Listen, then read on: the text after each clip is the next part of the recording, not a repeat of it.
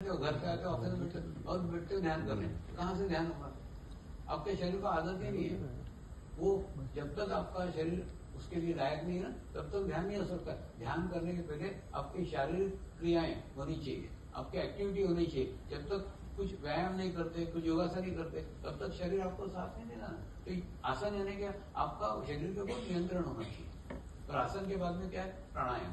प्राणायाम यानी जैसे सांस ले रहे हैं तो सांस छोड़ रहे हैं, इसके ऊपर भी आपका नियंत्रण होना है। ये धीरे धीरे स्टेप बाय स्टेप है। उसके बाद में फिर प्रत्याहार। प्रत्याहार मतलब जो भी आपने जीवन में कुसंस्कार पाल के रखे, उन कुसंस्कारों को छोड़ना। इनको कुसंस्कार यानी क्या? सबसे बड़ा है कि परमात्मा बाहर है, ये एक अपना संस्कार है। वो परमात्मा बाहर है तो संस्कार हमको छोड़ना पड़ेगा। परमात्मा बाहर नहीं, परमात्मा हमारे भीतर है, हमारे अंदर है। एक दूसरा, स्त्री और पुरुष का भेद। इस स्त्री की आध्यात्मिक प्रगति नहीं हो सकती, ये जो गलत भावना है वो भी नहीं है। दोनों समान है, आत्मा एक ही।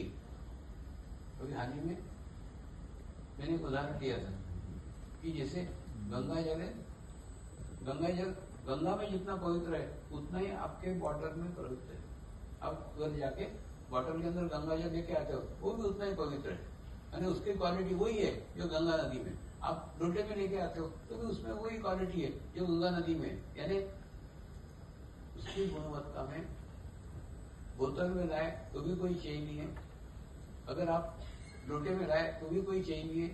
तो गंगा नदी में जो है वो वही का वही आपके लोटे में, आपके बॉटल में। सिर्फ आकार है, आकार का बदलाव है, आकार का। स्त्री का शरीर अलग है, पुरुष का स्त्री अलग है। समझ लो पुरुष का स्त्री लोटा है तो स्त्री का स्त्री बॉटल है, लेकिन दोनों के अंदर का परमात्मा तो एक ही है, दोनों के अंदर का तत्व तो एक ही। तो उसी प्रकार से ये जो एक अपना संस्कार है कि स्त्री को पुरुष में भेद करना, वो भी नहीं। तीसरा, ध्यान करने के लिए, मेडिटेशन करने के लिए, समाधि लगाने के लिए जंगल में जाने की आवश्यकता नहीं है।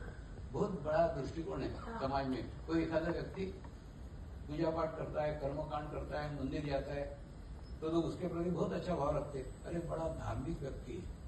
लेकिन अगर वही व्यक्ति ध्यान करने लग जाए, मेडिटेशन करने लग जाए, पूरे सबसे पहले घर के लोग विरोध करते हैं, और उसके बाद में फिर रिश्तेदार विरोध करते हैं, यानी समाज विरोध करेगा। कि लोगों की कल्पना क्या है? ध्यान करना यानी समाज छोड़ना, ध्यान करना यानी घर को छोड़ना, ध्यान करना यानी सारे रिश्तेदारों को छोड़ना, जंगल में जाना। ये जो गलत संस्कार है ना, इसको भी तोड़ने के लिए ये अनुभूति का मार्ग गुरुओं ने भेजा है कि अपने घर पे रह करके, अपने पास रह करके आप अंतर्मुखी होकर के ध्यान कर सकते। किसी को छोड़ने का पहली बात पकड़ो ही मत ना। अगर पकड़ा ही नहीं है तो छोड़ने का कहाँ प्रश्न आता है? तो छोड़ने का प्रश्न तब आ गया जब आपने पकड़ा हो। तो पकड़ो मत, सबके बीच में रहो। होता है ना, जैसे कमल का फूल है कि नहीं, कमल का फूल कीचड़ के अंदर खिलता है, कीचड़ में एक डंडी उसकी घुसी हुई रहती है, हाँ, और उसके बावजूद भी कीचड़ का एक भी दाग कमल के फूल के ऊपर नहीं होता। ठीक उसी प्रकार से ये जो समाज है, ये जो संसार है, ये जो गृहस्थी है, इसके अंदर आप रहो ना, उसके अंदर घुसे रहो, लेकिन उसका एक भी इफेक्ट आपके ऊपर नहीं होना चाहिए। आप आपका अस्तित्व एक कमल के समान पवित्र रखो, शुद्ध रखो, आपका आइडेंटिटी अलग रखो।